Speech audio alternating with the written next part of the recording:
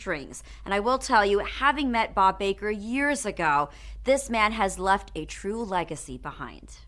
You guys ready for a puppet show?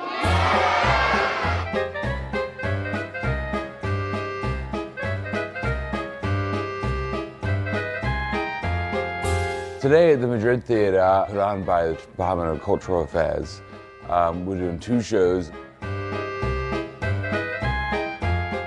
Bob Baker was a puppeteer. Back when Bob Baker was 6 years old, this is all the way back in 1930, he saw his first puppet show and then spent the rest of his life creating the Bob Baker Marionette Theater.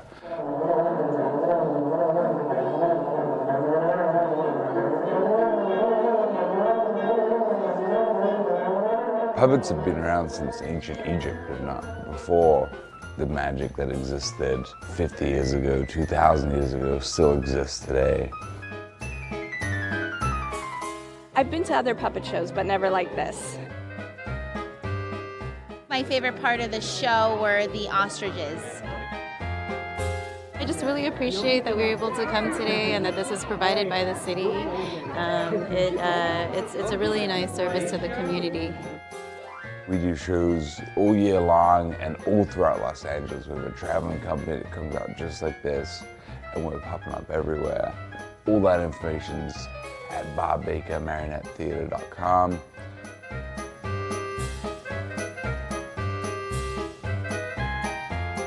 Puppets are for children of all ages, so from 2 to toothless. Bob used to say, be happy, be healthy, and always keep a smile on your face.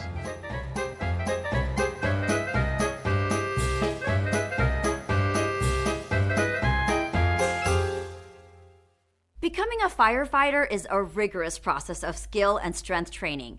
Not just anyone can become one. Now imagine how awesome a dog you would have to be to pass all that grueling training. Reporter Saida Pagan has the opportunity to meet one of these very special canines. Good girl. Good girl. Easy, easy. This is Vea and her owner and handler, LA firefighter Margaret Stewart. On this day, they are training for their important and critical job. Vea is one of only 2 dogs at the Los Angeles Fire Department certified to recover human remains. Vea is deployed about 12 times a year. She's there after a fire, a disaster, and at crime scenes. She locates human blood, bone, or tissue, which could mean a body that fell victim in a structure fire. It could mean a disaster with a mud flow. It could be any type of scenario. Vea is well suited for her job on the Human Remains Detection Team. She is widely known for her intelligence, high energy, and hard work. It doesn't matter what's around her. She's just going to plow through, up, over, around to get to what she needs to do to get her toy. Canine Vea's skills are in demand all over Southern California. Firefighters say her ability to find remains helps to bring closure to grieving families. In 2016, she's responsible for locating 4 individuals. It was a family that perished in a structure fire, and no one knew they were there. Vea's recovery work has earned her accolades from the Los Angeles Fire Department. A few years ago, she and 2 other dogs became the first non-humans to receive a Valor Award from the LAFD. She's established a reputation that we work hard, we're reliable, and we train regularly to maintain that. Show me, search. Firefighter Stewart credits the love and the bond that exists between them for making it all work. We go everywhere together. She comes to work with me, she's at the station, we go on vacation together, we travel to workshops across the country together. So we're a package deal. How adorable is she? Oh my gosh, I would love to take her home. Vea is one of several specially trained dogs used by the LA Fire Department. And next week, we'll meet one of her co-workers, a canine who is part of the arson counterterrorism section. The Golden Dragon Parade turns 121. Wow. Local chefs compete to make savory dishes with chocolate. And Wisdom Immersive Art Park opens a new exhibit featuring Samskara. All this and more in Things to Do. The Chinese Chamber of Commerce of Los Angeles presents the 121st Annual Golden Dragon Parade. With thousands lining the parade route each year, this colorful celebration along North Broadway in Chinatown has become the premier cultural event in the Southern California Asian American community. Don't miss the 121st Annual Golden Dragon Parade, happening Saturday, February 1st, beginning at 1 p.m. For more information, visit lagoldendragonparade.com. Chocolate is the name of the game at the Savory Chocolate Culinary Fight Club. This event is not about creating sweet cupcakes. This cooking contest boasts food of the gods kind of bites. It's refined but translatable to the chocolate lover who wants to experience chocolate in a new way. Get a front row seat to creative deliciousness. The Savory Chocolate Culinary Fight Club drops Friday, January 31st. For details, visit their listing on Gold Star. If you love art, music, VR, and exploring new things, come experience the magic of Samskara, an immersive art and technology exhibition. This multimedia exhibit is a great sanctuary for getting out of your head and realizing the universe around you. Take your friends and get lost together in one or all 4 interactive domes. Prepare to see tons of captivating visuals and Instagram-worthy pictures at Samskara, happening February 2nd from 6 p.m. to midnight. For details, check out their listing on Eventbrite. And that's a look at some things to do.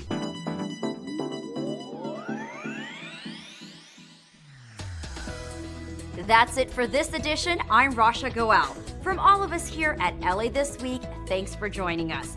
A reminder that you can also catch us online at lacityview.org. And we're on Facebook, Twitter, and YouTube, so no excuses to miss us.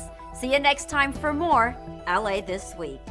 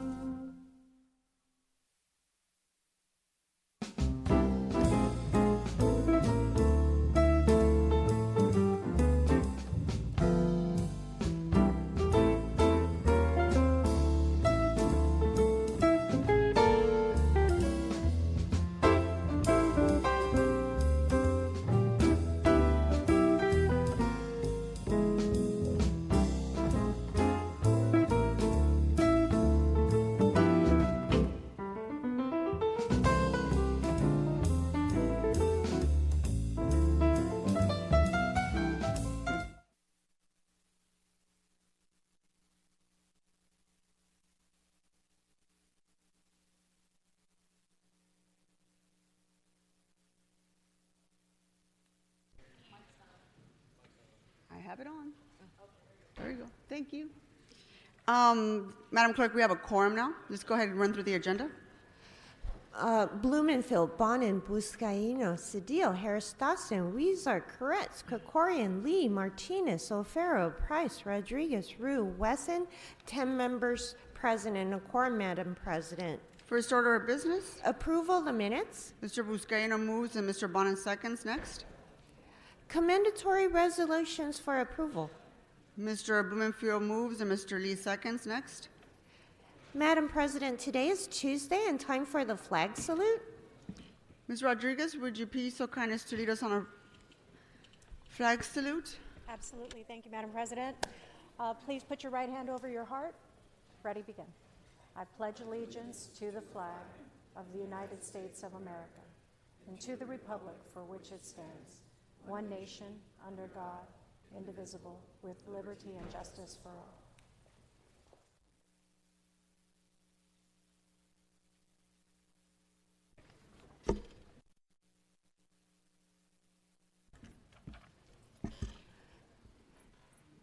Madam President, is it all right if I go through the agenda now? Yes, go ahead. Items 1 through 19 are items noticed for public hearing.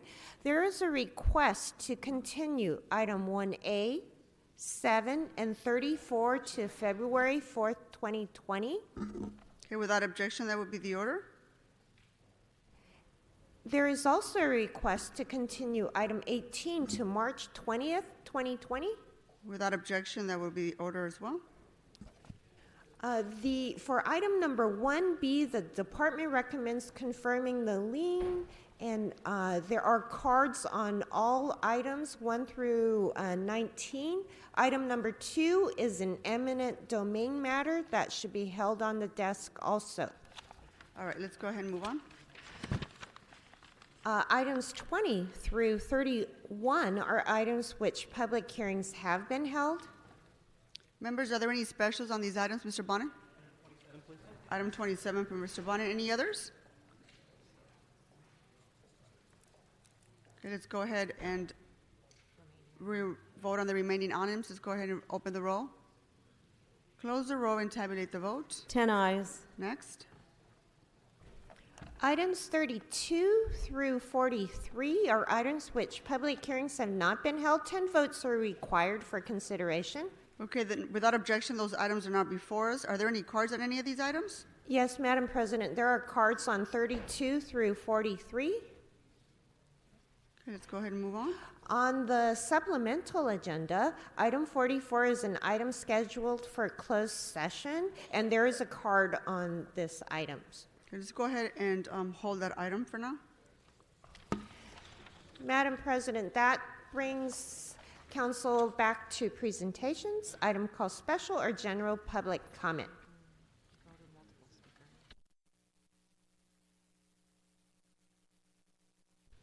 Ms. Rodriguez, are you ready for your presentation?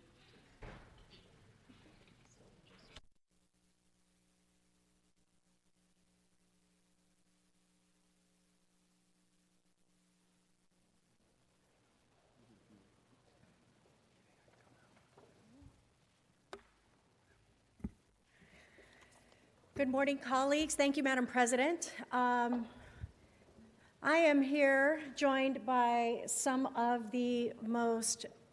our greatest examples of public servants here in the city of Los Angeles, the men and women of the Los Angeles Police Department that so honorably wear the badge in service to our city in recognition for their contributions during National Mentorship Month. If you can please help me give them a round of applause.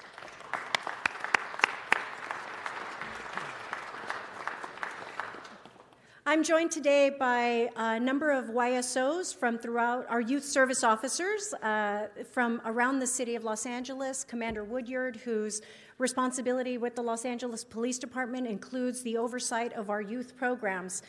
But again, these are the men and women who understand the privilege and responsibility that come with wearing that badge every single day. And I am so privileged that in my district, both with the service of the YSOs from Mission and Foothill Division, Foothill Division's YSOs are actually located in my field office at Pacoima City Hall. So I have the special privilege of getting to see their work close up every week with countless youth from our community that show up. I mean, I think we have one of the largest cadet programs, both cadet and junior cadet programs in the city, with wait lists that far exceed our capacity. And I think it just is reflective of the incredible opportunities of their leadership and their service and their mentorship that they provide, that it's hungered amongst members of our community, that they do the work that they do, and they provide that critical mentorship every day. You know, as someone who, obviously everyone knows, the daughter of a firefighter, my dad, as an Explorer Post leader in the fire department, together we founded the LA Fire Academy program. And these programs are instrumental in not just teaching these youth about the importance of the job and the functions that they play every day, and it's about teaching them the ability to strive for more. The understanding that with the right tools and guidance, they can achieve endless potential.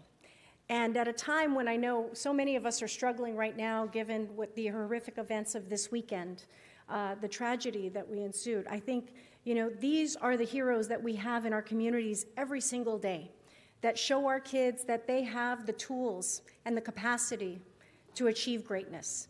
And so I'm grateful for their service, and I want to acknowledge each of these YSO that have joined us here today. From Northeast, we have Rodrigo Garcia and Raquel Trujillo. From Southwest, we have Arturo Gonzalez and Saudia Hutchins. From 77th, we have Adanise Cook and Jesse Gutierrez. From West LA, we have Lakeisha Thompson and Lucy Rodriguez. From Foothill, we have Claudia De La Cruz and John Madrid. From Mission, we have Marco Mendoza and Melissa Sanchez. From Gateway, we have Alfonso Alfaro and Roderick Sowell. From Randy Simmons headquarters, Guillermo Fajardo. And Van Nuys, we have Lydia, you're going to have to help me with the last name. Chachaska. Excuse me. Sorry about that.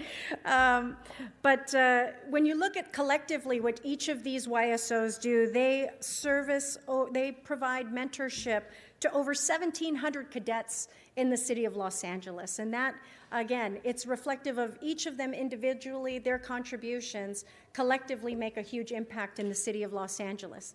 And we know what a great job our police department leadership does, not just through the cadet program, but through the PALS programs, through all the variety of service opportunities that they provide to help assure that our youth are on the right track. They're an example of why we need to continue to be forward-thinking and how we invest in our youth going forward, and making sure that we are making the greatest investments in our kids so that we can keep them on a path to achieving their greatest potential. So I would like to cue up a video right now that we've pulled together in recognition of their service.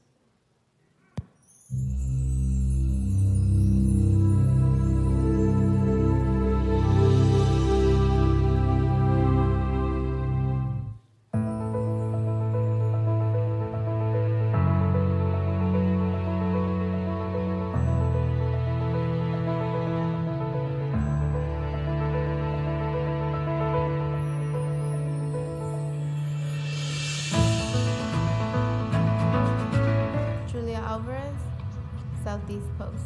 Before the cadet program, my life was kind of tough. I lost my mom at a young age, and I was having a difficult time understanding. I was confused. The cadet program has become like another family to me. I learned discipline and morals, values, respect, and I feel like that's helped me a lot. Right now, I'm in the 9th grade, attending high school.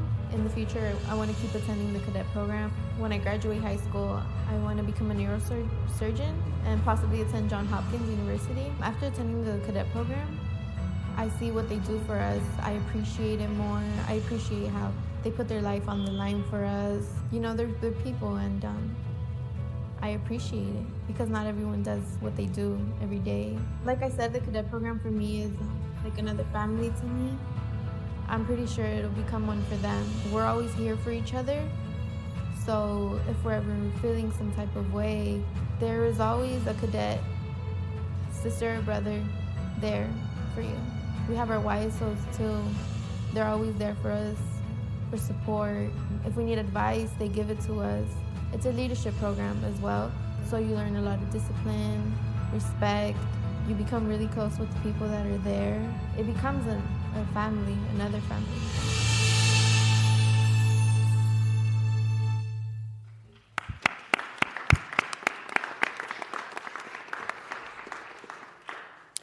The skills that our youth acquire through participation in cadet programs or the junior cadet program, they're life skills. They're transferable. They are examples of leadership development, physical discipline, folks that, teaching these youth that their dreams are totally achievable with dedication and hard work and mentorship. And those are the attributes of what each of these YSOs represent. They have given the very best and reflect the very best of what this department is in the city of Los Angeles. I'm honored to work with so many of them, again, in my district and see the work that they do. I'm even more proud of some of the cadets that have ascended on to become the next generation of members of the Los Angeles Police Department. They've gone on to give in service, not just in that role, but also as members of the military as well. So I'm grateful for the countless contributions they make every day, their commitment to mentorship. And at this time, I'd like to invite the gentleman who has the privilege of providing the oversight of our youth programs, Commander Woodyard. Thank you so much. Thank you.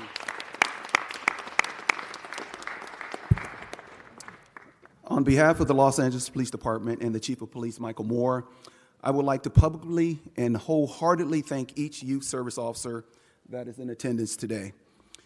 I cannot adequately express how humbled I am to work with such an outstanding group of individuals that understand that they play a critical role in shaping the future leaders of the city of Los Angeles. I had the privilege to observe over 250 cadets graduate 2 weeks ago at the Galen Center. And when I say that we are in good hands, we are in good hands because of the work that they do. These officers are asked to give up most of their weekends to work with the future leaders of the city at the expense of spending time with their own family. The dedication it takes to be a youth service officer is certainly not for those that want a cushy job. It is designed for men and women that are passionate about youth development, and certainly it is about building a bridge with communities that we normally would not have. But for the relationships that are built by these dedicated team of officers, we've been able to build that bridge. I close by saying your work has not gone unnoticed by me, and certainly it has not gone unnoticed by this prestigious city council. And most importantly, it has not gone unnoticed by Chief of Police Michael Moore. Thank you. Thank you, Commander. Ms. Rodriguez, we have 2 members on the queue whenever you're ready. Okay, we have one more speaker, and then we'll do that. So thank you, Madam President. And again, one of the of all of these incredible people, there was one that was elected to speak and represent them all this morning, and I'm so privileged to have had the opportunity to see his work firsthand, along with his partner Melissa over at Mission Division. They not only do the work through they're at Mission Division, but they also coach a number of youth to participate in SRLA, which is another incredible youth program that I'm so proud of. But they are emblematic of the service that each of these YSOs do, and I'm privileged to have seen their work firsthand. And I'd like to invite Marco Mendoza for some remarks. Thank you, Madam President, Council. I'm honored to be amongst these officers back here because, like Councilwoman said, the kids are our future, and we're truly honored to be their mentors and to be part of their life. Our goal is not for them to be police officers one day, but maybe be in your seats one day, or whatever they wish to be. And the little things that we say and do for them right now, we hope that something sticks in their head, and one day that will make a difference between going to jail or sitting up there where you're at, ma'am.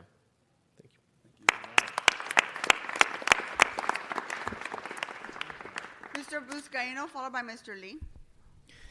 Thank you, Madam President. I stand and recognize first and foremost our committee chairwoman, Monica Rodriguez. Thank you so much, Ms. Rodriguez, for bringing the heart behind the badge here. You see before you officers that I've just been blessed to serve alongside you and had a front row seat in my years as a senior lead officer to partner with our YSOs, particularly in the harbor area, and then Captain Woodyard, as remembers now, Commander Woodyard.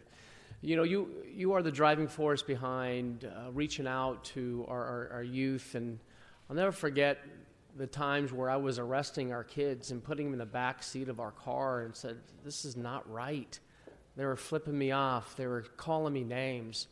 So what we did in partnership with our YSOs, we shared the importance of partnering with our local Boys and Girls Club. Then today is Executive Director Mike Lansing, who said yes to. We brought in LAPD to the Boys and Girls Club and with the YSOs and exposed our boys and girls, the law enforcement background, and brought in the specialized units. But I'm also reminded when the late Chief Earl Pasinger, who I'll be adjourning in his memory this week, he really. You talk about a program, a nationally known program, this cadet program that you are all leading, allowing our kids to be exposed to, be mentored by LAPD's finest, and other law enforcement agencies coming to the city because of our YSOs and learning best practices on building better relationships with our kids. And it's happening every single day. And I appreciate you. We appreciate you. We love you, and we bless you for your commitment. Because you get into the academy, and it's like, did I sign up for this? But you did, because you love and you are compassionate about our kids and making sure that they don't get in behind bars. This is the greatest preventative crime prevention measures that we can take. And we thank you, we bless you, we honor you. And thank you, Ms. Rodriguez, for recognizing the work that they do every single day in our city. God bless you. Mr. Lee? Mr. Lee? Councilman Rodriguez, I've always been a big supporter of different youth programs in my area because I'm such a big believer in them. As a 10-year volunteer at our Devonshire PALS program, I've seen firsthand how these officers have changed lives through the cadet program. We can direct correlation see how their work has helped lower juvenile crime in our district, has helped send these kids to become police officers themselves that I had the fortune to bump into every now and then as they're doing their work, but also doing great things of helping them get into schools and good schools and good jobs, and just because they've been able to direct them a different way. And so I wanted to thank them because I understand, I know the hard work that they do, and I would you're one of your officers, Officer Loza, happens to be a mom of one of my staff members, so I had to recognize her. But thank you for bringing them in today. Thank you, colleagues. Back to you, Ms. Rodriguez. And so again, in recognition of National Mentorship Month, we honor the work of the YSOs in the city of Los Angeles for their service, for teaching our kids and giving them the tools of discipline, of the tenacity that they need to help accomplish their greatest potential. Thank you very much for your work. Thank you.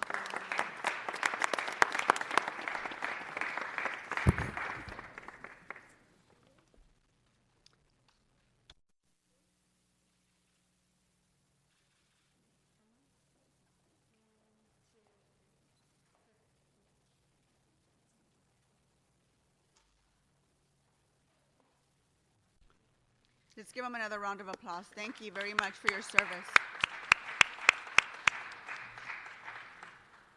Members, we're going to go ahead and call a few multiple card speakers.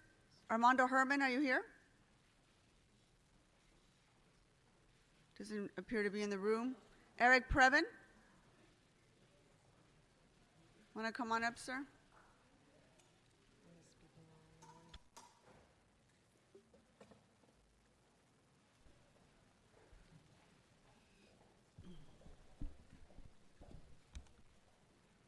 Mr. Previn, you're speaking on items 1B, 2, 3, 6, 17, and 16 and 17, 42 and 44, and your general public comment. Thank you. I'd just like to briefly say thank you to Armbruster, Goldsmith, and Delvac, as well as Oni Capital, LLC, a Canadian firm that is erecting a 760-footer over on, I believe it's on Broadway, but check me out, Hill Street. It's on Hill Street. So this is just a monster. And I think, you know, Krikorian is fond of saying some places want that. They like the vibrancy of all those people. There are going to be 700 parking spaces also, and Bonin has secured 78 temporary bicycle parking spaces as well. So I look forward to that. I think we're all excited. And the Mills Act is where we give a big tax break if you live in a place that's worth holding on to. So here we have Desmond's, which is a lovely old apartment. They're going to get a very, very nice tax break, and I look forward to that. Now, 17 and 18 are the two items where you've got liquor license. So there can never be a shortage of liquor licenses being handed out. We have 2 being distributed over at the County Board of Supervisors concurrent to today. One is in David Rue's district at a mobile gas station, so he could stand up and defend that in a debate. I don't know why we would be serving liquor at a gasoline station in the evening. That makes no sense. That's just an opportunity to bulk up on booze, drive around drunk. So I don't know. I mean, maybe some people do need it, but I don't know who. And then the other one is out at Porter Ranch. So obviously there's no better time than the present to tank up and roll around the West Valley as well. So thank you for that. A couple of vacations of city property, which reminds me of the vacation in Studio City just around the corner from the Weddington Golf and Tennis public amenity currently, bought by Harvard Westlake. And right around the corner, there's a amorphous 8-parcel unit thing on Ventura Boulevard. We are deeply concerned. We asked planning. They're pretending they don't know. We asked Caro Torosian, which is truly disturbing because I believe he's the CD2 Jefe, and he evinced no knowledge, which is worrisome beyond belief. So we're looking forward to some clarity about that, and from Krikorian, and we're going to get there in a minute. Now, fortunately, Koretz has agreed to put up a banner program in his district. This is going to be alerting people to the Melrose Business Improvement Association's great work, and to come and spend money in that part of town. Meanwhile, O'Farrell is working closing and fencing and gating and blocking. He's got finally, the gate up at Clifford Tunnel is going to be erected. Now, I always wonder, why should it be $1.3 million for a refresh spot? A refresh spot is essentially a place to go, like a mobile pit stop, all these nice ways to say decency measures. But why would the city of Los Angeles, the great city of Los Angeles, be renting or leasing or I don't know what for $1.3 million for over at 544 Town spelled with an E at the end? I don't know. When I benchmark 1.3 million, that's how much the Board of Supervisors spent to fix up the podium at the Board of Supervisors. Okay, your general public comment, Mr. Previn. Thank you. For the general public comment, I want to be a little precise, and I apologize, but in our neighborhood, Studio City, I mentioned the golf and tennis thing over at Weddington. Well, Paul Krikorian, our leader, wrote a letter to the head of the school trying to step forward with some measures of sanity. But unfortunately, it hasn't gone far enough. And we want to make it clear that to do a project like that without a traffic study that includes, for example, the mysterious project right around the corner on Ventura Boulevard is disingenuous. And also, I mean, we have all sorts of questions about why they need to put 2 giant structures. He said, well, it can't be 3, so it can be 2 giant structures. And everything is worded in a way that you can sort of do what you'd like to do as long as it's inside of my idea of what's appropriate. But he's perceiving that his idea of what's appropriate is what the rest of the community feels. So, for example, where it's good that they're not going to tear down the little golf amenity, they are. And we don't want that to happen. Thank you, Mr. Previn. Thanks. Next speaker is Antonia Ramirez. Ms. Ramirez, are you here?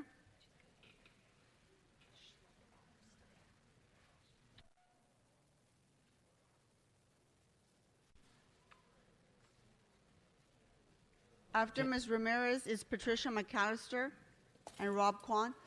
Ms. Ramirez, you're speaking on items 37, 39, 42, and 44. I'm going to ask you to speak on the items only, and then you have your 1 minute of general public comment. And also, please don't remember not to shout into the mic. Don't shout on the mic, Ms. Ramirez. It's Having very said that, unpleasant number for a 37, translator. Burt Ward, if I remember, is the Robin in Batman and the Cape Crusaders. Yes, I am for Burt Ward as Robin.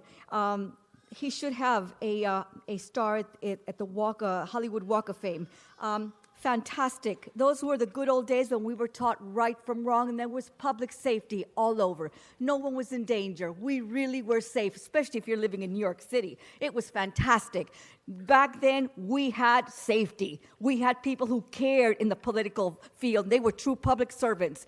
The real meaning of public servants. Number 39, Democrats.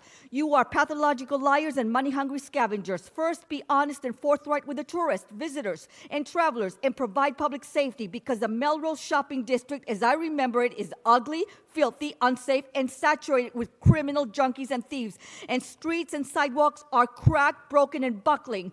Be careful, you may take a fall. And number 42, I am for funding partially of the refresh spot in Skid Row, because you do need people out there to wash, bathe, and clean, as you also need it on this side of Skid Row.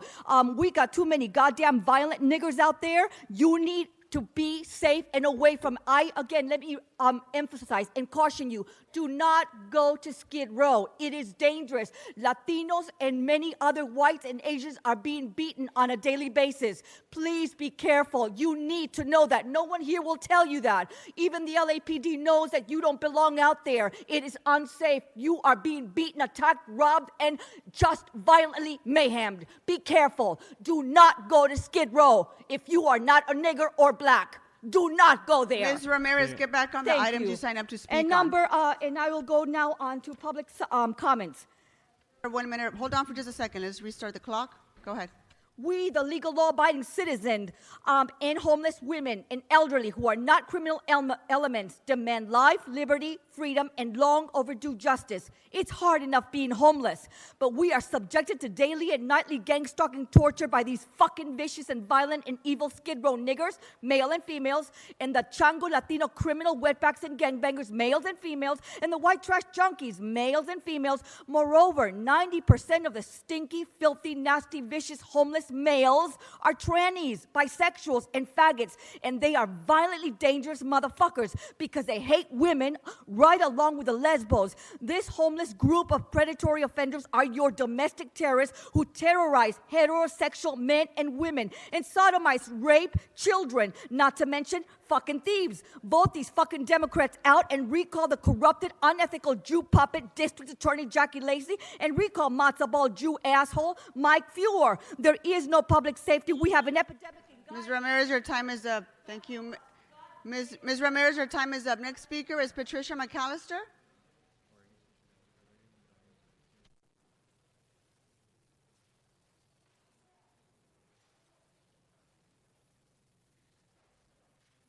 Ms. McAllister, you're speaking on items 1B, 3, and 42 in your general public comment. Okay, item number 1B, I want to talk about these liens because based on my investigation, the Finance Committee set these liens at for a penalty of 250%. Now, this Finance Committee, people need to know, we have Paul Krogorian, he's a lawyer. Curran Price is a lawyer. Paul Koretz is a history major. He has a history degree. Bob Bloomingfield has a public policy study degree, and Mike Boyne was a news reporter. So this is our Finance Committee, okay? I want you to take that fee down to zero. If people have liens, they can't sell the house, okay? And then they end up on the street after you foreclose on them. So we need to do something about that.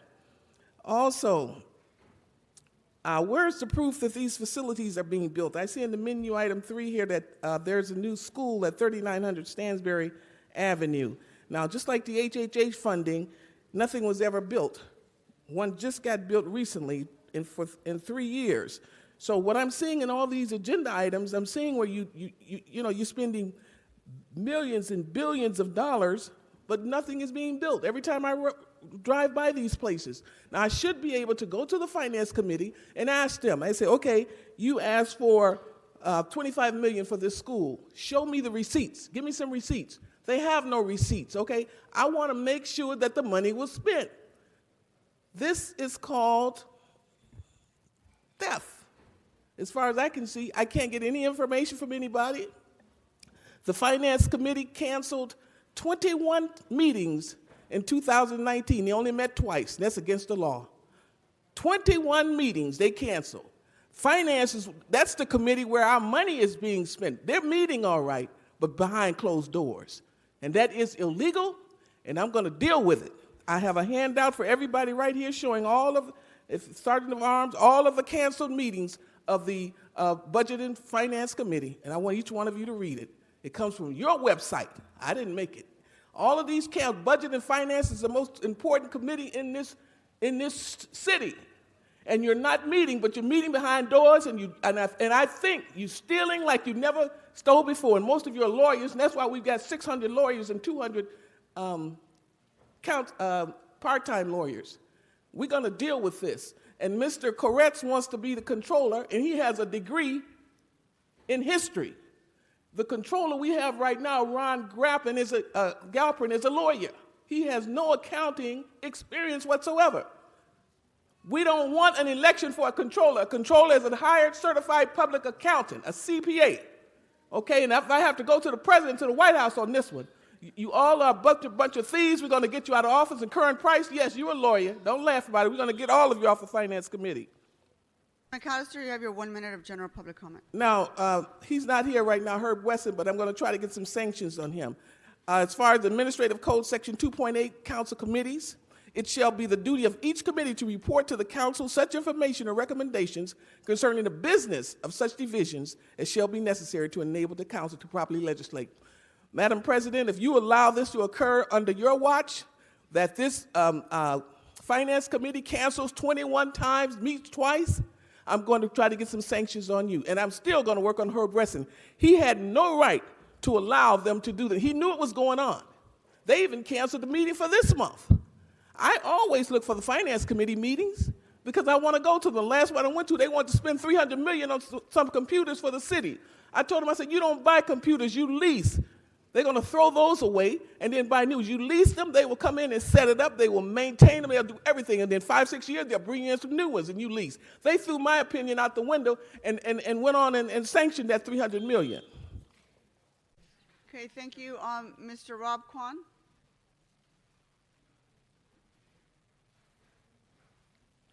You're speaking on items 39, 41, 43 in your general public comment. Good morning. On 39, that relates to street banners for the patronization of Melrose shops. We've always have a lot of banners coming through here, and I just want to note that we have an election coming up with 11 days of early vote.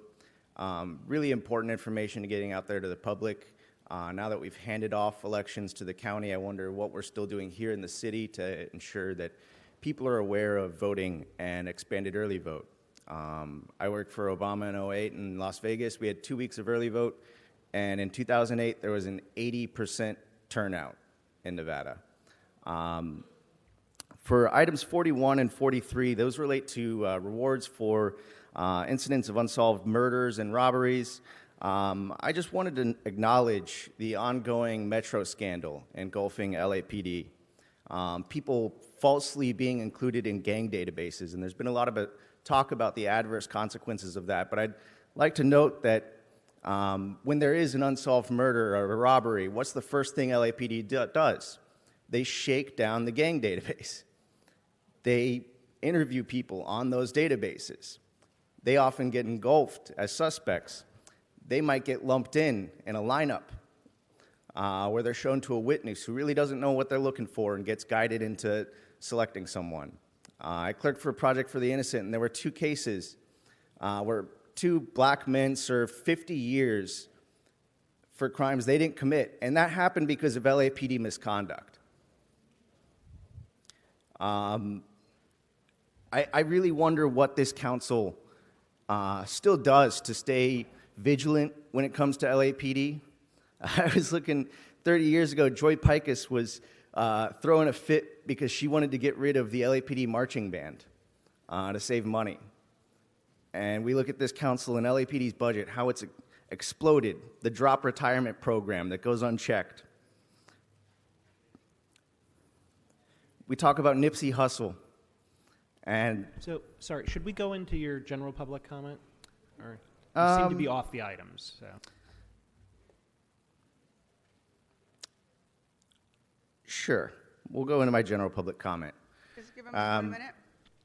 Obviously, I'm pretty bummed about Kobe Bryant, but we had 20 years of him. What I'm most sad about was the last few years of his life. If you saw him at a basketball game, it was a women's college or a WNBA game. That loss, being able to see his daughter, see the WNBA grow, is the biggest thing we've lost here. I'd like to impart upon you all to embrace that fearlessness, especially when we look at Sheriff Villanueva. We've seen our Board of Supervisors stand up, and we haven't heard a peep from our council members about this outrageous disregard of rule of law. We haven't seen you speak up sufficiently about the Metro Squad. You know, councils of old would bring their asses out here. They would grill them. We don't even get that lip service. That's all I got to say about that. Okay, that concludes multiple speaker cards. Members, let's go ahead and vote on item 1B, items 3 through 6, items 8 through 17, item 19, 32, 33, 35 through 43. Item 1B, 3 through 6, 8 through 17, 19, 32 and 33, and 35 through 43. Okay, let's go ahead and open the roll. Close the roll and tabulate the votes. 12 ayes. Okay, members, let's go ahead and move on to item number 2. This item requests the City Council to adopt an ordinance approving a resolution of necessity to authorize commencement of an eminent domain proceeding to acquire portions of the property located at 5928 West 96th Street, Los Angeles. The portion of this property are identified in the CEO's report, and we will proceed as follows, members. We will first hear an oral presentation from staff, Mr. Mark Adams, who's in the room. After the staff report, members of the council may address questions to Mr. Utterbach. Following questions from the council to staff, the affected property owners and representatives on their behalf may address this council. If the owners or representatives have any questions for staff, they should be directed to Mr. Utterbach. Any member of this council may then ask staff any follow-up questions as well. Mr. Adams, do you want to go ahead and start? I would. Thank you. Again, my name is Mark Adams. I'm the Government Affairs Director at Los Angeles World Airports. I'm sitting in for Jeffrey Utterbach, who was scheduled to be here today. This item is a hearing to determine whether the council wishes to adopt an ordinance approving a resolution of necessity to authorize commencement of eminent domain proceedings to acquire portions of the property located at 5928 West 96th Street in Los Angeles. This ordinance does not address in any way the compensation to be paid for the taking of the property, nor does the adoption of this ordinance prevent the parties from continuing to negotiate. It is always possible that a settlement may be reached without trial or significant litigation over the acquisition, and that is always our hope. But in this case, for the reasons explained in the staff report and the presentation, we're asking that the council approve the ordinance so that staff may move forward with the next legal step in the condemnation process, which is the authorization to bring an eminent domain action to condemn portions of the property. At the close of the hearing, you will be asked to make a few key findings as described in the report and the proposed ordinance. Adopting this ordinance requires an affirmative two-thirds vote of the council. The council file and the presentations you are about to hear will give you the facts necessary to support the necessary findings. The presentation, council file, and all of its reference documents will become part of the record of these proceedings. If there are any additional exhibits or other information presented to the council this morning, they will be added to the record. If you have any questions about the facts, do not hesitate to ask the staff. If you have legal questions about the finding, please ask legal counsel. The first two findings, the public interest of necessity requiring the project, and the project being planned or located for the greatest public good and the least private injury, are applicable to the entire project and not solely or even necessarily to the use of eminent domain for the acquisition of portions of the specified property at issue here. The remaining findings, for example, that the project being acquired is necessary for the project, that an offer has been made to the owners of the property as required by law, and that requisite environmental reviews have been completed, apply to the specific property at issue. While the staff report details much of what I'm about to discuss, I'd like to touch on a few items. The project requiring acquisition of the property is the Landside Access Modernization Program, or LAMP, in which LAWA will be constructing an automated people mover to provide passenger connections from a consolidated rental car facility and 2 new intermodal transportation facilities to the Los Angeles International Airport Central Terminal area. Property acquisitions for LAMP are only pursued via eminent domain as a last resort after voluntary acquisition measures have been pursued and proven unsuccessful. Here, a written offer and accompanying appraisal summary was previously made to the property owners, and despite efforts to negotiate, no agreement for acquisition of the needed property rights could be reached.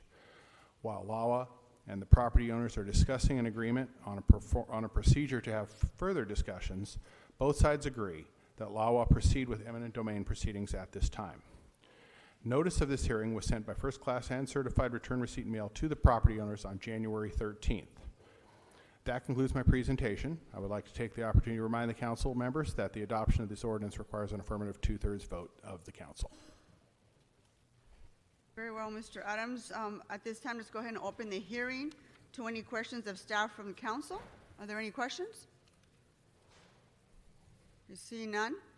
Let's go ahead and take comments or questions from the property owners or the representatives regarding this property. Are they here? I don't believe so. They're not here? Let's go ahead and take comments from members of the public. If I call your name, please come on up. Mike Greenspan, are you here?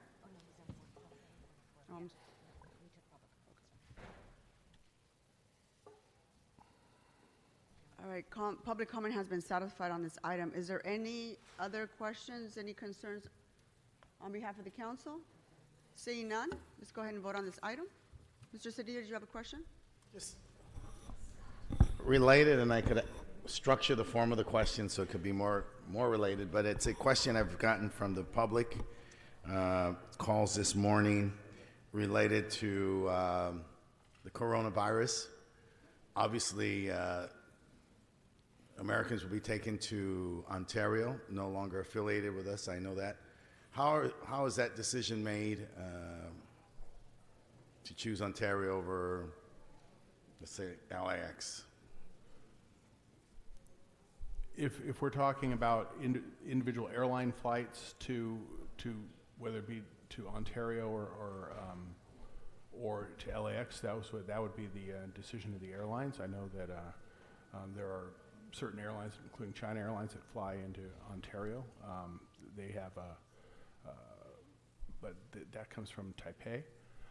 That flight. I'm not sure exactly what you're asking about relative to Ontario, but they do have a federal inspection facility there and can process the incoming international passengers there as well. So the answer is that there's a federal facility? Mr. Cedillo, let me just interject. So this is actually kind of disconnected from the eminent domain thing. So I think since this is not agendized, we should probably continue with the item and not address this right now. The public has this incredible interest in the subject matter, and usually they'll just come up and blurt out things of the most tangential nature. Let me if I may rephrase my question.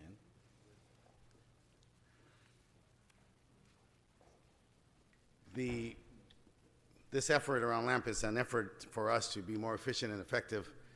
Part of our efforts around the efficiency and effectiveness for the LAX and for the City of Los Angeles in terms of receiving customers, patrons throughout the world at our airports was to bifurcate our relationship with the Ontario Airport.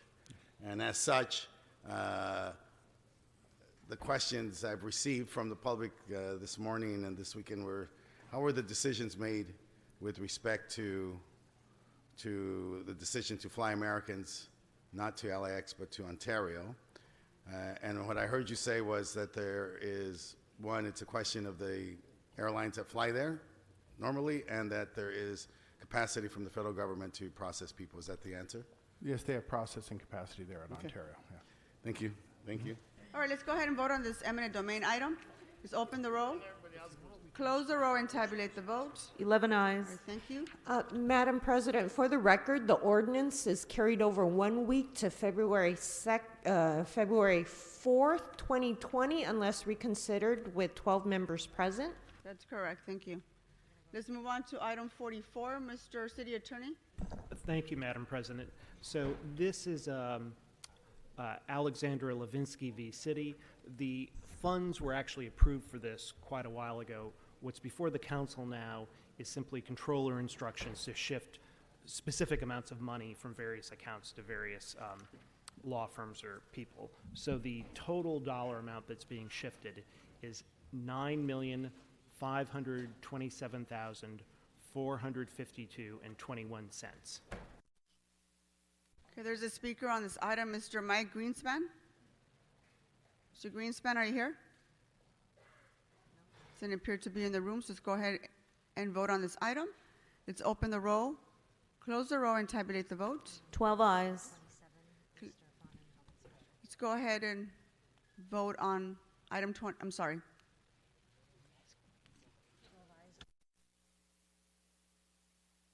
Let's move on to item 27. Mr. Bonin, would you like to speak on this item? Yes, colleagues, I call this item special because it's a incredibly significant issue impacting homelessness that I think we all need to be aware of because it stays under the radar. We all know that there are certain things that inevitably cause homelessness. We know that the lack of affordable housing causes homelessness. We know that foster care is a pipeline into homelessness. We know that income inequality is a pipeline into homelessness. We know that domestic violence is often a pipeline into homelessness. There are known things about what causes homelessness. There are also known things about what causes homelessness to get worse. And I mean that in several different ways. It makes the numbers of people in Los Angeles that are homeless increase. It makes the cost of addressing homelessness increase. And it makes the experience worse and the trauma worse for the people who are unhoused and living on the streets.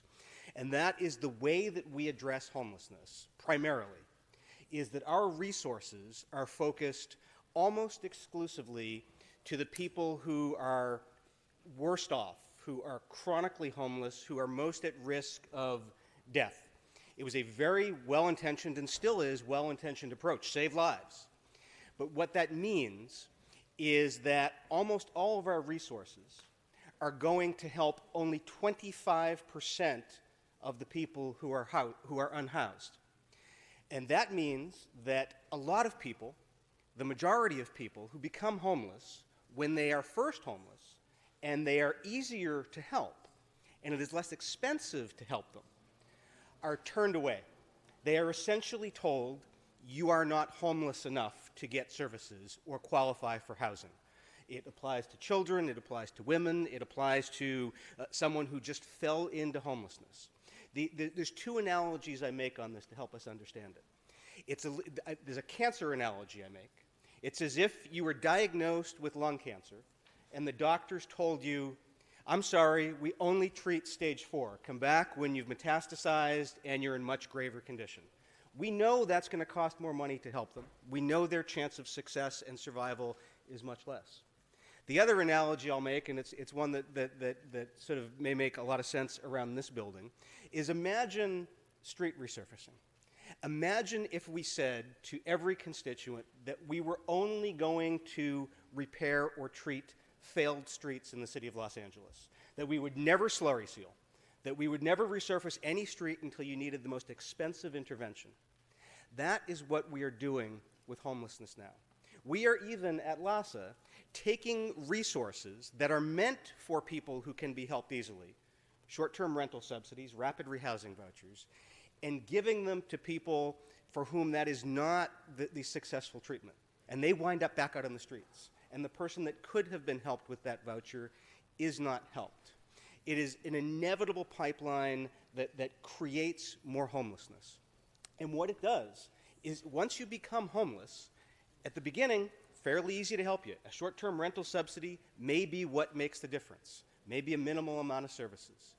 Once you've been on the streets for a year or two, you've become normalized to that experience. You have become repeatedly traumatized. You may be beaten. You may be raped. You may have your belongings taken.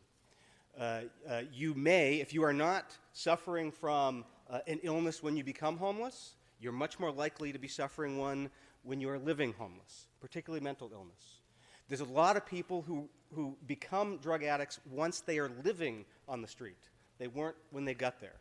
And unless we refocus some of our energy, perhaps with the state money coming in, to actually help people at the early stage of homelessness, our chronic homelessness numbers will continue to increase because we are telling people you don't get helped unless you're chronically homeless. I'm going to circulate to your offices later today an article I published on Medium last week that goes into this more. It's an unspoken thing, and it's a huge problem that we need to address. And the motion I have here today directs LAHSA to come back with some data to explain to us just how big and bad this problem is so we can begin to fix it so that we can get more people off the streets and save more lives. Thank you. Thank you, Mr. Bonin. Let's go ahead and open the roll. Close the roll and tabulate the vote. 12 ayes. Okay, this vote passes. Let's move on to general public comment. If I call your name, please come on up to the podium. Lydia Ponce. Gilbert Mora. Nicolas Patino. Nicolas. Ingrid Muller. Hi, Lydia. Go ahead. You have 1 minute of general public comment. Good morning, Lydia Ponce, Mayo, Quechua, and Scottish. I can't believe that we're erasing history throughout Los Angeles the way that we do by demoing buildings and not taking into consideration the richness from prayers and tears and sweat from the people who migrated here from other states 100 years ago. With that has to be said that there's somehow, some way, the city and the county need to build bridges to work together because we're passing an ordinance in the BOS with regards to illegal massage parlors to try to help end massage parlors that host sex and human trafficking.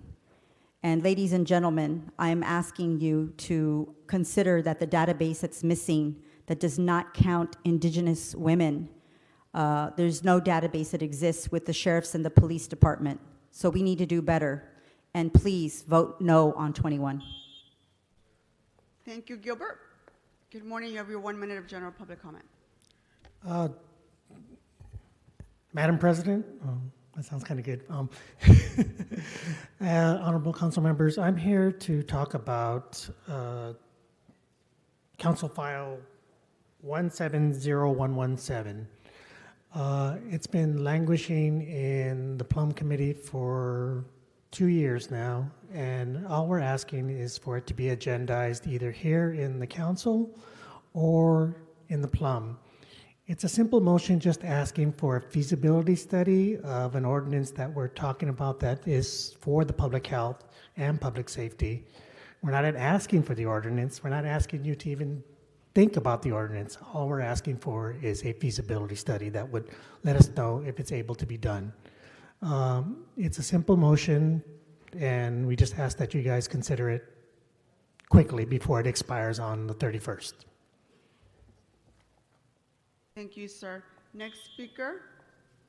Good morning. Good morning. My name is Nicolas Patino, and I'm also here on behalf of Los Angeles Drug and Alcohol Policy Alliance. I'm here to urge the City Council to take a stand for the constituents by moving forward the ARIS, which is stuck in the Plum Committee. ARIS is a land use tool that can be used to address the overconcentration of alcohol outlets in Los Angeles. Research shows that communities with more alcohol retailers have more alcohol-related problems, including underage drinking, violent crime, car crashes, and emergency room visits. Research also shows that an effective prevention method is to reduce the overconcentration of alcohol outlets. So we're here to demand the City Council to take action to address this dire problem by moving forward the ARIS motion. We've been here for over 3 years, and we continue to meet with City Council member offices, and we are yet to see any action from the Plum Committee. Thank you very much. Next speaker, Ingrid. You give me just a second for, let me call a couple of more speakers, okay? Hold on for just a second. Stacy Sokol. Stacy. Stacy's not here. Jasmine Garcia. Marina Cintron. Maurina, are you here? Richard Robinson. Thank you, Ingrid. You want to go ahead and 1 minute of general public comment. Okay. Good morning, Council. I hope you pay attention because I'm going to do this because I feel strongly that the city in general has failed to effectively oversee overdevelopments, gentrification, mansionization, all those things, resulting in citywide negative cumulative effects, like according to CEQA. I'm imploring you to vote no on item 21 and to please reread Council File 18-0835 because I'm a member of a group called SaveVenice.me. I'm a 31-year resident in Venice, and the overdevelopment, the mansionization on the First Baptist Church, the historic First Baptist Church. I don't want to cut you off, but your minute of general public comment has been expired. Thank you. Thank you very much. Next speaker is Stacy Sokol. Still not here? Are you Jasmine? Yes. Good morning. Go ahead. Good morning. My name is Jasmine Garcia, and I'm a member of the Los Angeles Drug and Alcohol Policy Alliance, known as LADAPA. I'm here to ask that Council File number 17-0117 RS be agendized as it is set to expire this Friday. It is currently in the Plum Committee and has been there for almost 3 years. The Plum Chair and its members have not taken any action on this motion. The community members are disappointed in the lack of action and the disrespect from those elected to represent them and their best interest. Community is being ignored on an issue that affects all communities of color, historically disenfranchised. Council members, we need action. Your communities would benefit from a tool such as ours that would limit the amount of alcohol licenses in your council districts. Thank you. Good morning, Maurina. Sí, buenos días. My name is Maurina Cintron, and I'm here representing LADAPA. We are here to urge the council to agendize ARIS. ARIS is a potential tool that every council district could use to address alcohol-related harms that affect every community, no matter the color or the socioeconomic class. This tool has been described as a no-brainer. It's customizable, it's flexible tool that each district will have the power to use with the input from their community. We need ARIS, we expect ARIS, and we don't know what the holdup is if we're just asking for a discussion. Thank you so much. Agendize ARIS. Thank you, Mr. Robinson. Just give me just a second, so I'm going to call a couple of more. Members, COP, Community Outreach Program. The comprehensive solution to the problem of homelessness in Skid Row is at 5th and Main, the former $1 Million Hotel. It's 12 stories. The Frontier and the Roslyn Hotel, when we reconfigured, and utilized as Governor Newsom utilized downtown Los Angeles' inner city hotels when he was the mayor of San Francisco. Renovate that pardon me for preaching, renovate that hotel. Fifth and Main, the former $1 Million Hotel, utilizing it as a community awareness treatment service that similar to Governor Newsom's Care Not Cash. Thank you. Okay, if I call your name, please come on up. Jeffrey Delshad? Jeffrey? Elba Aguilar? Henry Manasheri? Henry? Are you here? And Myra Jimenez? Did I already call you Myra? Is there Myra Jimenez? Yeah, I'll come on up. And Margaret Molly.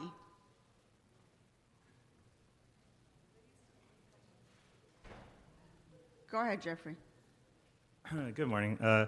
Regarding the homelessness issues, crisis, whatever people might call it, I just had some thoughts on that. I was just thinking in a kind of a common sense vein, people say, you crawl before you walk before you run. So it seems like the approach I perceive is that there's all this money going towards like a perfect solution as far as housing units for everyone and stuff. But the reality is that a lot of people are in tents. A lot of people don't have anywhere to go. And from me walking around on the streets, it just seems like public hygiene is the first issue that is crawling. I think you should send out teams to just give porta potties and showers and just focus on that type of basic hygiene, which I don't see anyone really paying attention to. And then perhaps down the road, all of you lovely angels could figure out housing situations too. Thank you. Thank you. Next speaker. Good morning. My name is Elba Aguilar. I'm speaking as member of Los Angeles Drug and Alcohol Police Alliance. I'm here to ask the City Council to move the Everest motion file number 170117 out of the Plan Committee. Our zone can potentially protect sensitive use areas like schools, recovery centers, youth centers, and churches. It can prevent an increase in alcohol density and reduce the high crime and high violence areas. Thank you. Thank you. Next speaker. Good morning, Madam President and council members. My name is Mayra Jimenez. I am the Advocacy Manager at Alcohol Justice. I speak today regarding RS Council File 170117 to express our ongoing concern for the disrespect towards the mothers that continue to come together and express concerns around the issue of alcohol density in their districts. Many mothers here understand the intersection of alcohol density and quality of life for all communities of color. They may not all be able to speak on their stories today and the violence that they live in their communities that drive this advocacy, but the community needs a report back. The community needs alcohol density to be addressed with them at the table. What will it take? Who will be the champion to help us carry this issue forward? Thank you. Thank you. Henry Manashari, are you here? There's no one here by that name. Margaret Malloy? Speaking. Go ahead. Councilman Bonin, how long have you been in Venice? What is your legacy regarding the Black community? What have you done? What will you do? I'm asking everybody. I'm asking you, Mr. Sadia. I wrote to you directly. I'm asking you, Mr. Price. I'm asking you all to deny the vote to grant a CEQA exemption for First Baptist Church of Venice, the most important historical Black property in Venice. Granted on a single page. Really? Would your family history be granted denial on a single page? CEQA exemption 15, CEQA guideline 15300-2 are exceptions. You cannot grant a CEQA exemption for sensitive properties. Cumulative impact, significant effect, and historical resources are considered sensitive issues. Thank you, Margaret. Your time is up. Thanks. Next speaker. If I call your name, please come on up. Naomi Nightingale. You want to come on up? Miguel Bravo. Sir Miguel Bravo, come on up. Matt Fisher. Audrey George. Audrey. Mike Greenspan.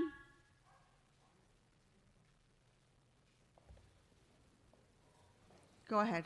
Thank you. Good morning, Council. I'm speaking on item number 21, First Baptist Church of Venice, like Mrs. Molloy had mentioned, and I'm just very disappointed and hurt over Plum's decision, asking you to rescind that and not approve that decision. How a 7-lot tie property, single-family dwelling, cannot require an EIFD, and with so many blatant coastal act violations, not go through any type of substantial scrutiny. It's really ridiculous how that happens. And Mr. Bonin, too, in your statement, we don't expect you to agree on this with everything, but we expect you to be honest and have integrity. And you haven't shown that to us. You haven't talked to us. And your statement was very hurtful with all the lies and misinformation you put out. If you want to build relationships and have confidence, your constituents have confidence in you, you need to speak to the leaders in the community, and you're not doing that, sir. Thank you. Next speaker. Good morning. Good morning. Naomi Nightingale. I am here to implore you to vote for the support to deny the recommendation to deny our appeal for the CEQA on item 21. It's the desecration of the First Baptist Church that's looked at as the adaptive reuse of the church, which calls for the exterior to remain the same, but the interior to be a personal residence. This issue of gentrification and the eradication of Black history in the Venice community is not just within the boundaries of the Venice community. I submit to you that this is happening all across the county, the state, and the nation, and the same dismissal and throwaway communities that are being, like Oakwood community in Venice, is also happening in your communities. I implore you to vote to sustain the Venice community, the Black history there, its culture, and its people, and not allow our community to be a throwaway community for the benefit of developers and other money-pocketed individuals. Thank you. Ma'am. Next speaker. Audrey George with LA Can. Over many, many years, we've demanded, we've implored, we've asked that you please hear the cries to keep LAPD out of any, as first responders, when there's mental health issues involved. Your blood, the blood is on your hands, I'm sorry, for the death of Victor Valencia a few weeks ago. The cops were all amped up by a false scanner report. I mean, the dispatch, I guess, said it was an armed Black man, neither of which was true. Victor was known to have mental health issues. The sergeant that responded shot him several times within several seconds of encountering him, and he was unarmed. And if you don't hear this and realize you have to stop sending LAPD on calls as first responders for mental health situations, then it continues to be on your hands. Thank you, Audrey. Next speaker. Hello, my name is Matt Fisher. I'm a member of the Venice Neighborhood Council, but I'm representing myself today. I want to talk about item number 21, the First Baptist Church of Venice. We had around 33,000 people sign a petition saying they wanted to keep this property within the community. It's been ignored to the day.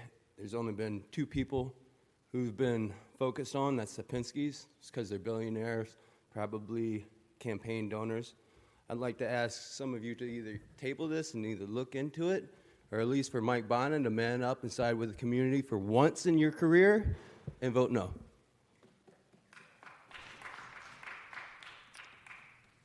Okay, next speaker, Roger Wolfson. Roger, are you here? Roger Wolfson's not here. Noran Shinaway? Noran Shinaway? Dan? Followed by Armando Herman and Wayne Spindler.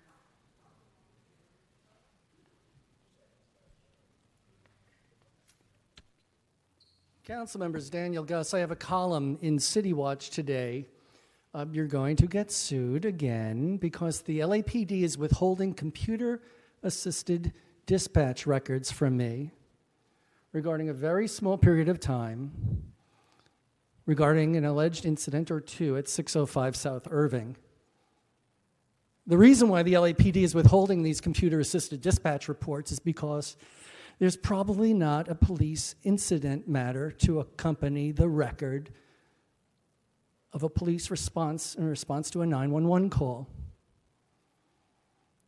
If those aren't turned over to me by the end of this week, you're going to get sued. And you're going to get sued for a hell of a lot more than small claims, and you're going to pay my attorney's fees for it. You know, you've hidden the domestic violence alleged against the city commissioner, Roger Wolfson, by his then pregnant wife. Don't withhold these records, or we will see you in court. Thank you. Armando Herman, followed by Wayne Spindler. So you see, I attended a meeting last night called the Budget, 2 p.m., and they denied to take my public comment for the record as in my hand. This will be on the record. It will reflect the Holocaust you fucking niggers bring to this entire city and this fucking state by denying people a right to live in their homes. You don't care. For that reason, Trump, Ben Carson are here to fix your problems. Gavin Newsom, you fucking pussy. And the cunt Nancy Pelosi and your fucking fake impeachment. Get the fuck out of politics if you're not going to make a change. And as far as the pussies from the City Hall East, you will take this for public record, you jackass piece of shit motherfuckers. Next speaker, Wayne Spindler.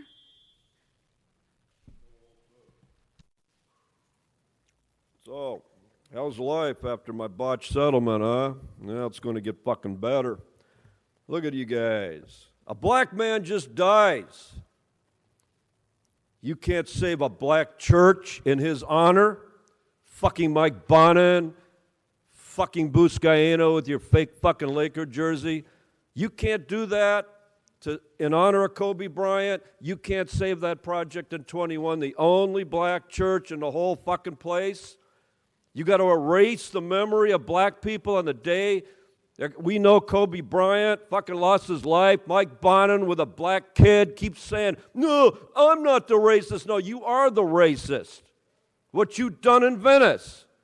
I went to all those hearings. I didn't think there'd be a problem even with that, but you're so corrupt. You're so greedy. You think that everybody's stupid. So Kobe Bryant says, fuck you, City Council. Next speaker. Said someone here signed up under People of California. Do you want to come on up?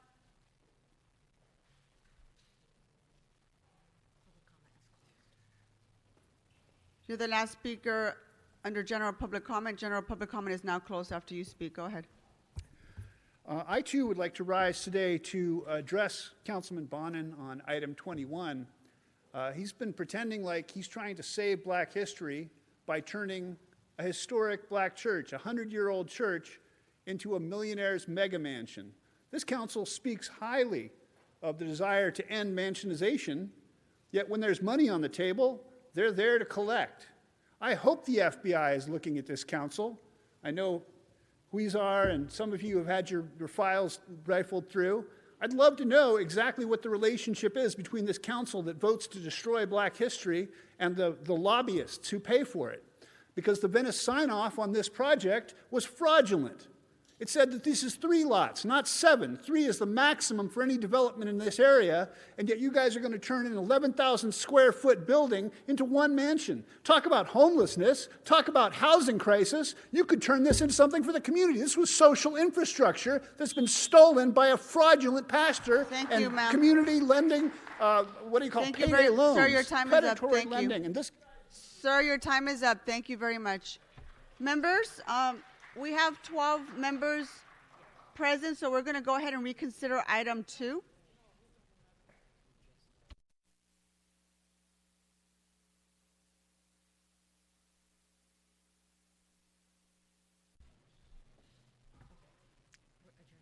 Never mind. What's before us, Madam Clerk? Council has motions for posting and referral. Posted and referred.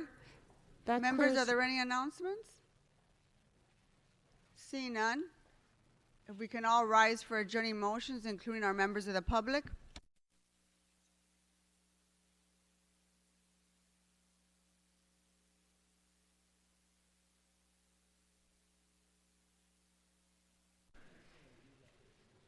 Mr. Price.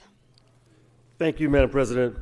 Today, the world is mourning the tragic death of Lakers star Kobe Bryant, along with his daughter and 7 others.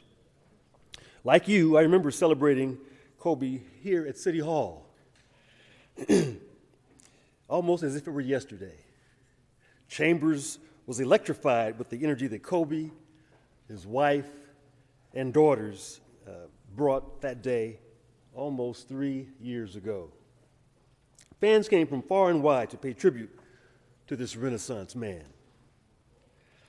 He was not only a basketball superstar, but he was a philanthropist, an entrepreneur, an entertainer, a mentor, but most importantly, he was a dedicated family man.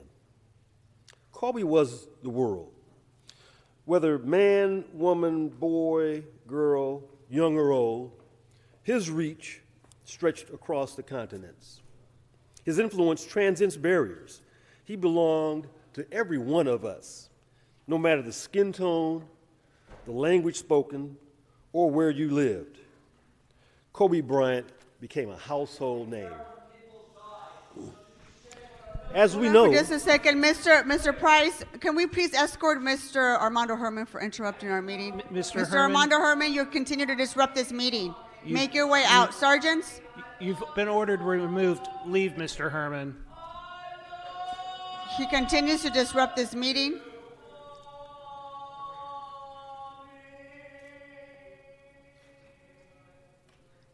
Mr. Price, do you mind starting again, please, sir? Thank you, Madam President. As we know, Kobe had an unparalleled intellect. He was a child prodigy. He spoke 3 languages, including English and Italian. He was a poet and a producer. And his love of the arts led him to ultimately winning an Oscar. Dear Kobe, with every winning shot, you made us feel alive. When you played through the sweat and the hurt, we felt your pain. He gave us his hustle and his heart, and we gave him ours. In closing, I'd like to end with a few words from his Academy Award-winning Dear Basketball poem. And I quote, "You gave a 6-year-old boy his Laker dream, and I will always love you for it. But I can't love you obsessively for much longer. The season is all I have left to give. My heart can take the pounding. My mind can handle the grind. But my body knows it's time to say goodbye." End quote. But we in LA are not so ready to say goodbye, which is why my office, alongside that of Council President Nury Martinez and other council members, are going to be having a celebration for the King of LA during our Black History Month celebrations in February. Long live the Black Mamba. Thank you, Mr. Price. Mr. Wesson. Thank you, Madam President, and thank you, Mr. Price. This Sunday, I had the opportunity to go to church with my family in the city of Monrovia. And the place was packed. And we're sitting in the balcony. And around the same time, you could see the people that were attending church begin to kind of flitter around and grab their cell phones and hug each other. There were individuals that were crying. I remember my son Justin grabbing my shoulder just to keep me calm. Every Everybody in this packed church knew that we had just lost a person that was very special to each and every one of us. Everybody, except for the guest pastor. I don't know what he was thinking when he was looking out into the crowd. I don't know if it was some prophetic moment or whatever, but his sermon seemed to be about Kobe Bryant. It was about overcoming mediocrity. It was about not settling. It was about being the best that you could be. It was about just because you were good doesn't mean you can't try to be great. He indicated that God gives us everything, but yet so many of us just give him average. I want to just quickly a quote from Kobe Bryant. We can always kind of be average and do what's normal. I'm not in this to do what's normal. I believe my faith teaches me that there is greatness, that we were given greatness, each and every one of us, and that we should not settle, that we should always be striving to be better and to do more. 5-time champion of the NBA, 2-time MVP, played 18 years for 20 years for one team, 18 years to the All-Star, won an Oscar. He was always trying to do more. The pastor said that you don't want to be on your deathbed and look into the faces of the angels and say, with this gift that God gave me, I played it safe. We can safely say that at that moment of transition for Kobe Bryant, that he said he did everything that he could. And if we are going to make this city the great city that it should be, then we should be determined to do more. Kobe Bryant also said that haters are a good thing, a good problem to have. We all have haters. Kobe said, people don't hate the good ones. They hate the great ones. So I dare each and every one of us to be as great as we can be.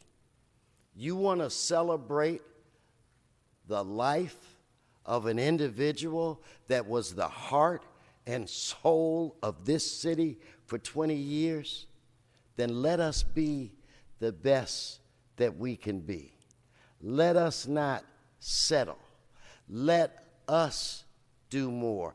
Let us remember that great day almost 3 years ago when Mr. Weezer brought the Bryant family and how excited each and every one of us were.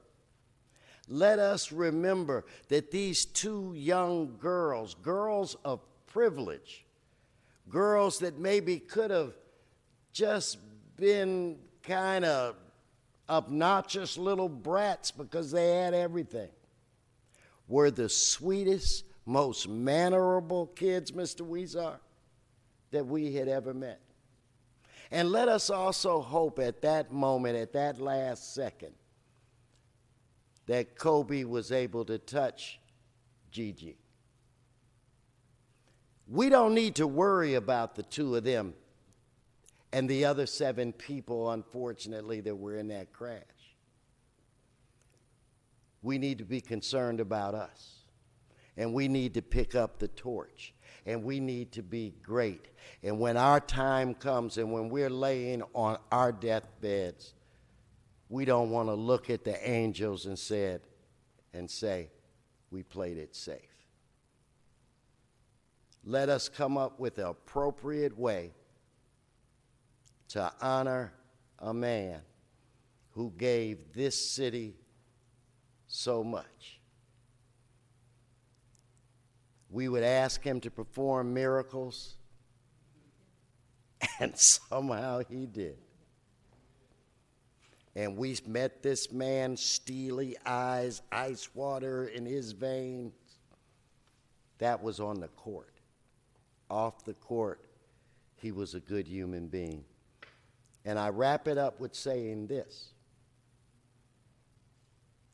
Life is challenging. And sometimes it ain't easy, and sometimes it's hard. And we all know that Kobe Bryant went through dark times. But what he did show us is that when your back is against the wall, that God will find a way to get you through, because he is a way maker. God bless Kobe Bryant and the other people that perished in this tragic crash. Thank you, Mr. Wesson. Mr. Buscaino? Nicely said, Mr. Wesson. That dreaded Sunday morning just past this Sunday, we'll all remember where we were when we heard the news. My 13-year-old daughter, who was a fan, ran into the living room and shared with me, she was on Instagram, that Kobe Bryant was killed in a helicopter crash. I go, Gia, that's just fake news. Don't believe it. You just cannot believe it. I wish that were the case. Is this real? The city of Los Angeles lost an angel in our city of angels. Colleagues, I had an opportunity, and Mr. Wesson so eloquently shared his great success on the court. I had an opportunity to meet with Kobe a few times off the court. He gave me this jersey after the 2020 championship parade. I was working for the chief's office. I was assigned to his bus. We were at a time where we needed to diversify the police department to ensure that it reflected the men in the city. And it was a joint LAPD campaign. And there I was on Figueroa, thousands upon thousands of fans, tossing mini basketballs with Kobe Bryant, and these basketballs read, "Join the LAPD." We spoke Italian along Figueroa, I'll never forget. We said, "Guarda che bello, è incredibile." It's incredible of all the people that were there supporting the Lakers, the fans. It's a beautiful sight. And we quickly shared his experience in Italy. I was then given this jersey. As you can tell, it's real. This jersey goes down to my knees. Through the Lakers organization by thanking me to be a part of that celebration with Kobe. He was a man who gave to everyone. He loved our young people and wanted to make sure that girls had an opportunity to play on the court. He personally attended Wilmington Boys and Girls Club. He didn't have to do that.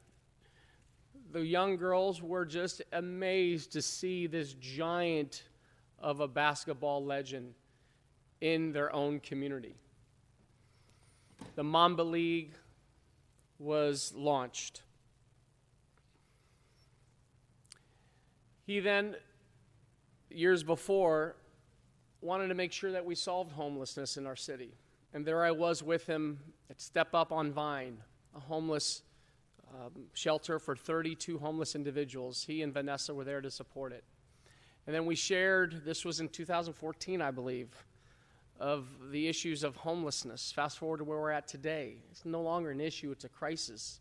But Kobe and Vanessa were there to ensure that we solved the homeless problem back in 2014 by lending their support and love and compassion to Step Up on Vine. Colleagues, we must celebrate the fact that a man who had everything and could do anything focused on his teenage daughter.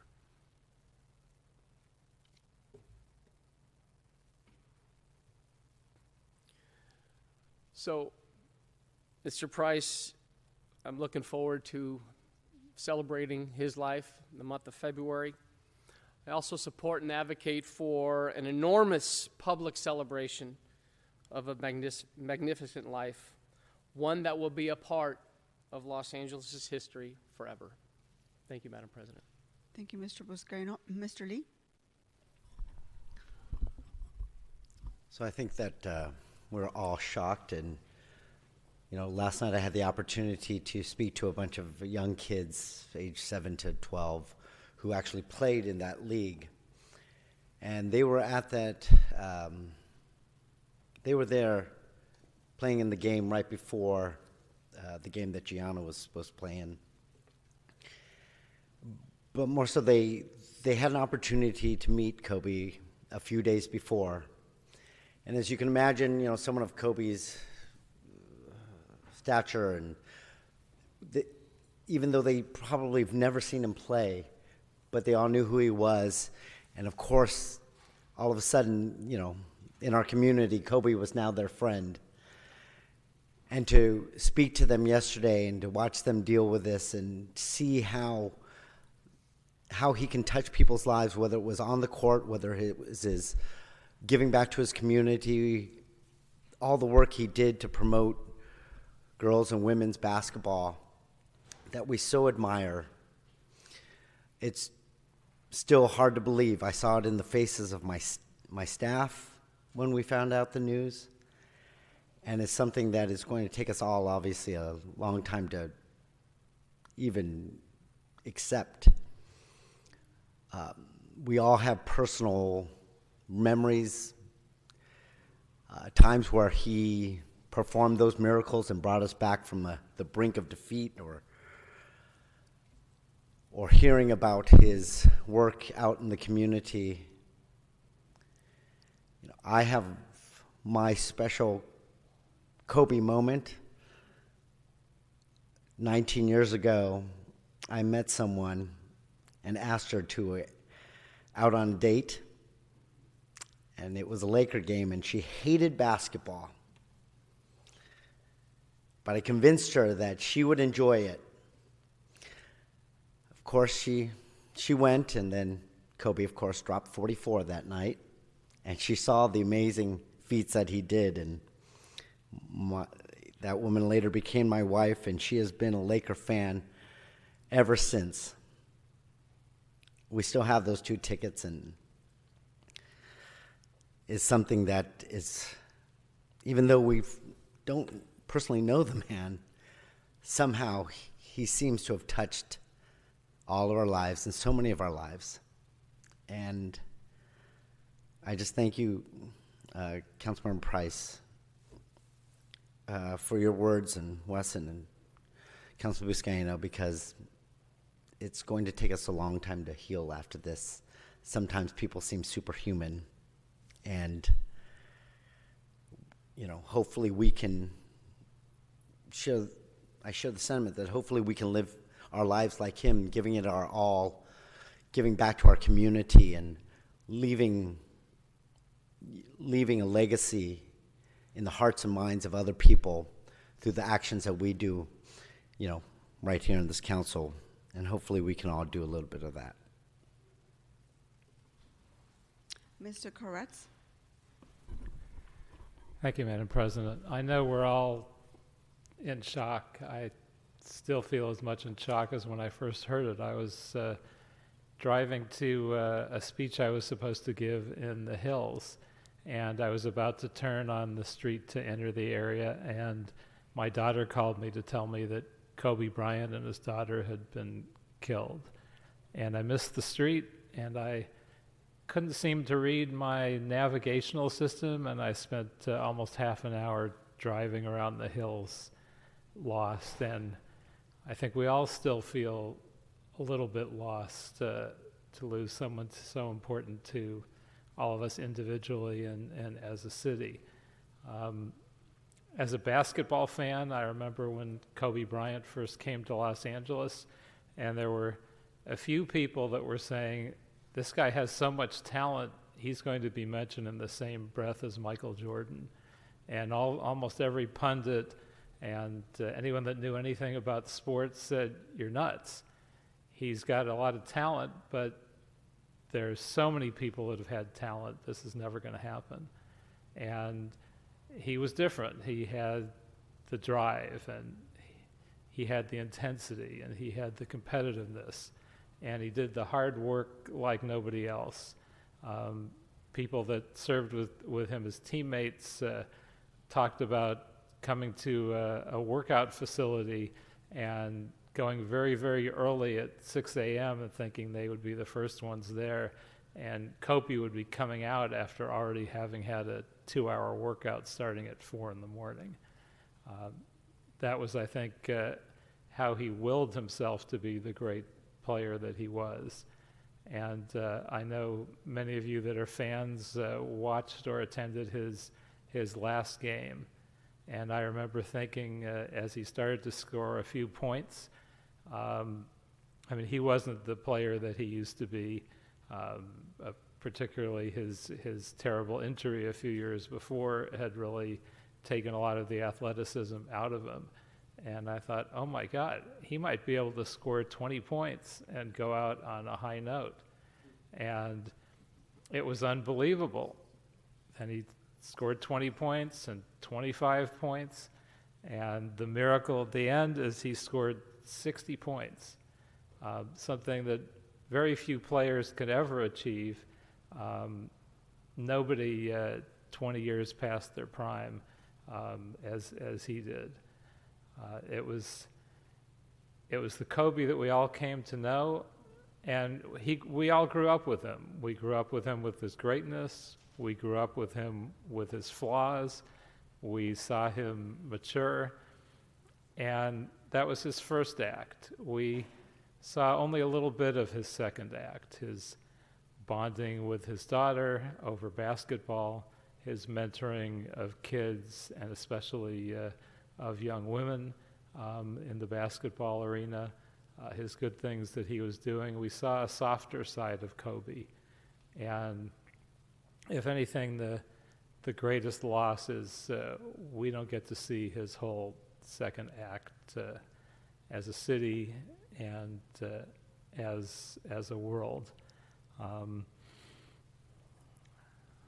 I know we're all devastated, and I only can say prayers for his family, and may he rest in a well-deserved peace.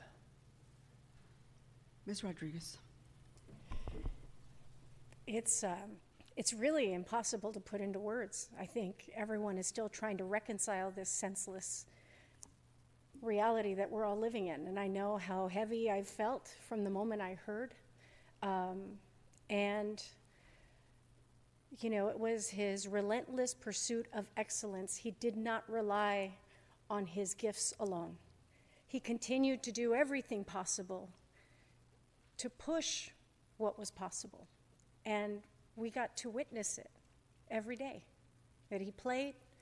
We got to see it in his example with his family. And I think, Mr. Koretz, as you mentioned, his second act in dedicating himself to advancing opportunities for kids, with particular respect to women.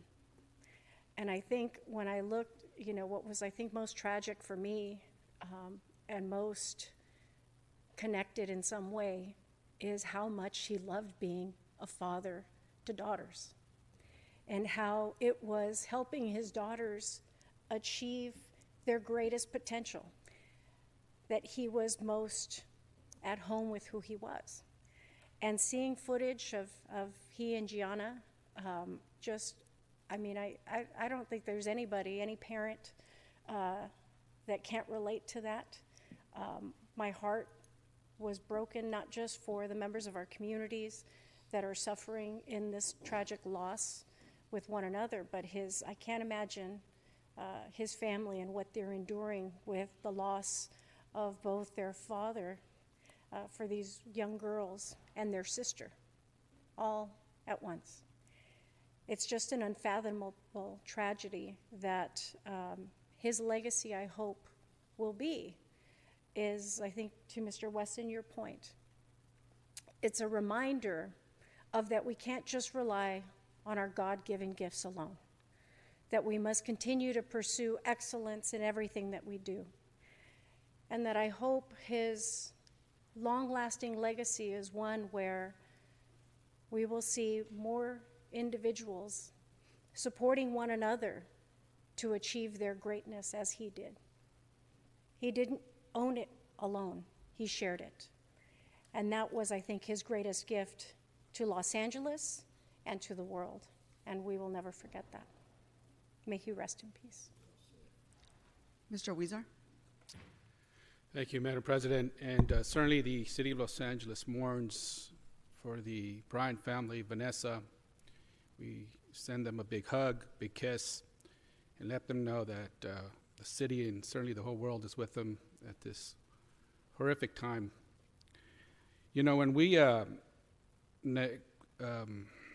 named the August 24th the Kobe Bryant Day 3 years ago, the idea for that actually came up a few months, way before that, like 6 months. We wanted to thank Kobe for not only being one of the best athletes for 20 years, but also to thank him for his incredible work he's been doing for the city of Los Angeles with Walk for Homelessness and other things. But we waited for about 6 months because we wanted to select August 24th, August number 8 for the month of the year, and number 24 for his 2 jerseys. And while we wanted to thank him, it was just an incredible gift that he gave us that day. And he not only for those who were here, but also as people watched it on their television sets and throughout the city. And we've had a lot of people come through these chambers and to this building, but I've never seen so much excitement as we did that day, that knowing that Kobe Bryant was in the building. And Mr. Weston, I remember you made a beeline to my office. You're usually very friendly to everyone when you walk in my office, but that day you just made a beeline to Kobe. And I've never seen you so excited. But you know, that day as well, it showed us who he was. And his handlers had a very difficult time with him. He stopped and talked to everyone. People wanted to talk to him. I remember the time he spent with my son. His handlers were pulling him, saying, "Hey, we gotta go." But he was just looking at my son, talking to him for a very long time. And then as we finished our ceremonies here, we were gonna go over to the south, to the Spring Street steps for a little ceremony. His handlers told me, we're gonna stop by the south side of the building. For those people who were watching the ceremonies on the TV monitors, he only could say hello, and then we're gonna pull him out. And, you know, Kobe spoke for a while there. He saw the love he was feeling from the fans. He didn't care. He kept talking and talking, even longer than I thought he would. But that's the type of person he was. The city loved him, and he loved us back. And, you know, there's few people who could walk into any neighborhood in the city of Los Angeles and be welcomed. Whether he knew it or not, he unified the city. Everyone loved him. And that was what was great about him. You know, for me, as a Latino, I was particularly happy to see how much of a connection we had with him. You know, in a Latino city, we are often overlooked. And he certainly embraced the Latino community. One of his last interviews he made when he finished his career, he actually made it in Spanish. And he said, "My Latino fans are very important to me because they were the first ones who embraced me the most when I first got here."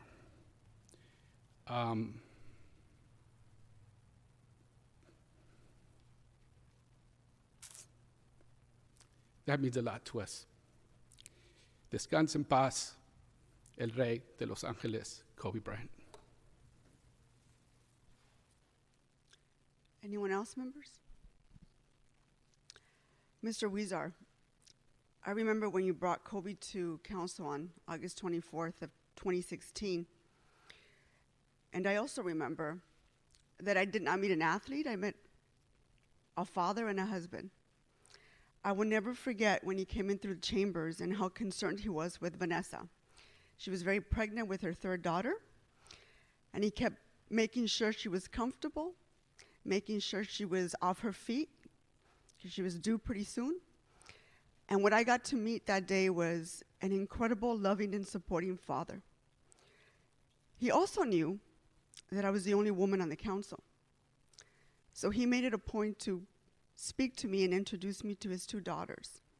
And we spent some time talking. And he said to me, I want to make sure my daughters see women in leadership. And I got to meet a father. So those are the memories that I have of my first time ever meeting Kobe. Ms. Rodriguez, you and I have incredible dads. I cannot imagine what these girls are feeling now. I cannot imagine for Vanessa, who lost her husband and her baby. Those are the things that I remember on Sunday. But I also want us to remember the families who lost their mothers and their fathers. So on behalf of the city of Los Angeles, first and foremost, want to send our heartfelt condolences to Vanessa and the Bryant family, and also our sincere condolences to the families of John, Carrie, and Elisa Antobelli, Sarah and Peyton Chester, Christina Mauser, and Aura Zabayan, who also died on Sunday due to this tragic accident. I want to ask all of us to, if we can all please have a moment of silence on behalf of all the families who lost their loved ones this past Sunday.